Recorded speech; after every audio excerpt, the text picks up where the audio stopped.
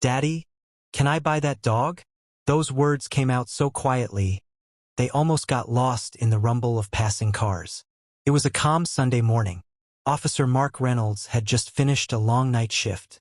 He was tired, his uniform still smelled like rain and asphalt, and all he wanted was to drop his daughter Emma at home, eat something warm, and sleep. But then she pointed. Across the street, near an old gas station, sat a man.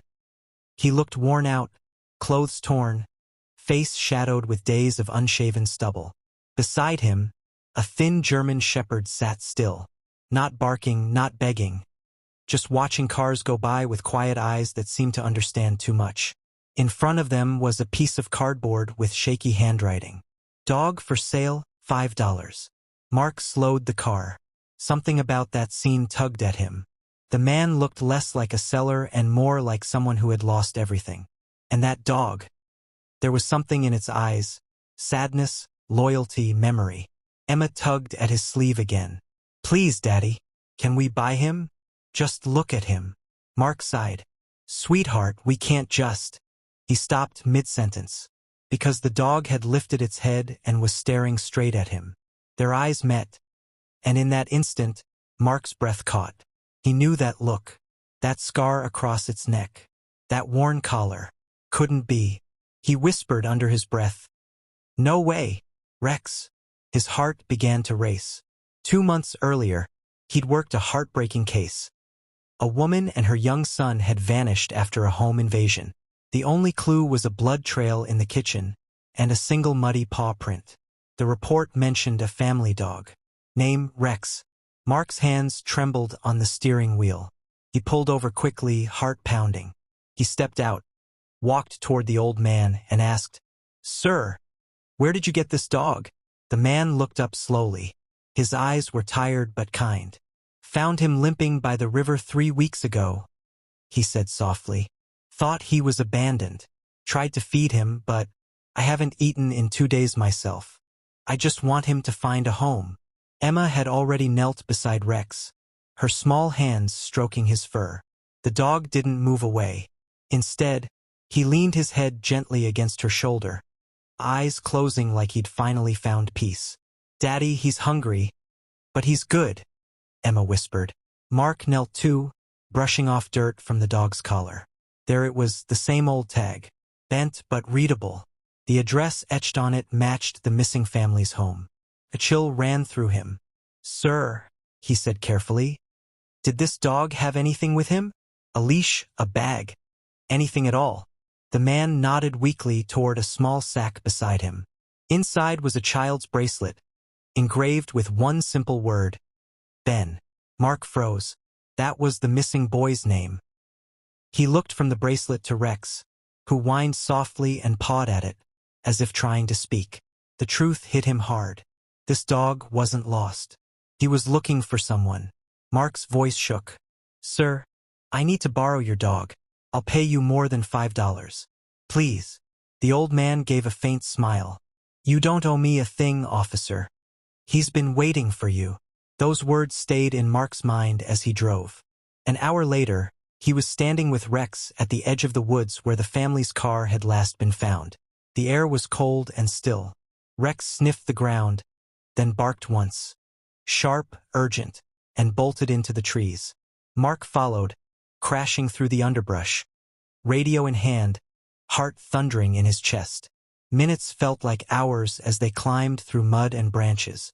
Then Rex stopped. His paws dug into the ground, throwing dirt aside desperately. Mark knelt to help, his flashlight shaking. And there, under a fallen tree, half covered with leaves, was a small shelter made of sticks and blankets. He froze. Inside was Ben. The boy was pale, weak, trembling, but alive. He was clutching a photo of his mother and Rex. When the light hit his face, he blinked, then whispered one word. "Rex." The dog whimpered and pushed his nose against the boy's hand, tail wagging faintly. Tears blurred Mark's vision as he called for backup. "Dispatch, I found him. I found the boy." Within minutes, rescue teams were rushing in.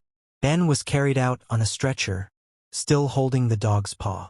Rex refused to move until he saw the boy placed safely in the ambulance. That evening, after everything settled, Mark drove back to the gas station.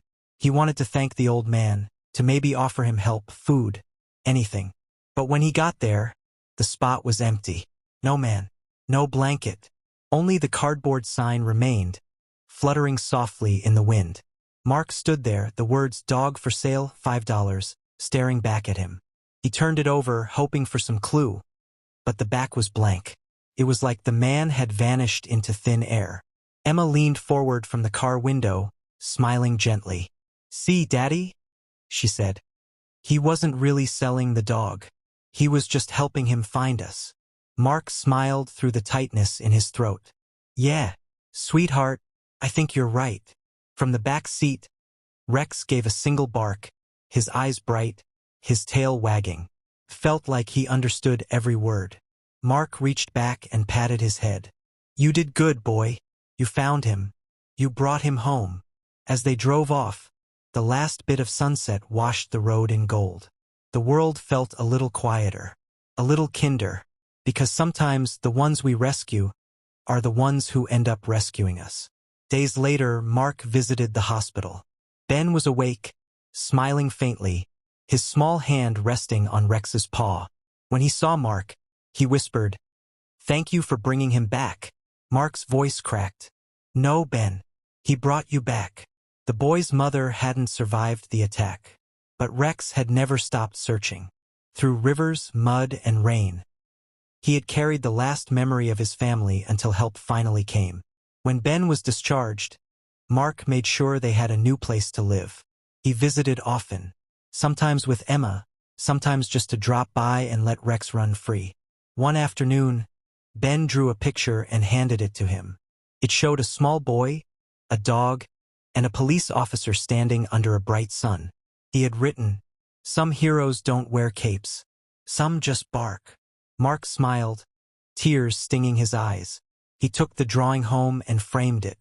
That night, Emma asked, "Daddy, are we keeping Rex?" He looked at her and then at the dog sleeping by the couch. Rex lifted his head, ears perked, as if waiting for the answer. Mark smiled. "He's already home." Rex thumped his tail once and went back to sleep. Months passed. Life moved on. But every time Mark drove by that old gas station, he'd slow down. The sign was gone, but he could still picture the tired man, the loyal dog, and the little twist of fate that brought them all together. Maybe, just maybe, that old man wasn't just anyone. Maybe he was a messenger. Someone sent to make sure Rex and Ben's story didn't end in tragedy.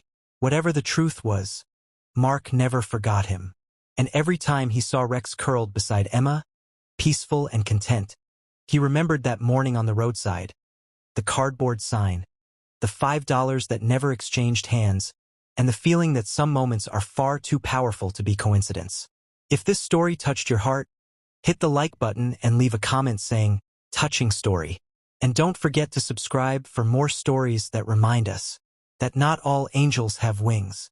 Some have fur, scars, and eyes that never stop hoping.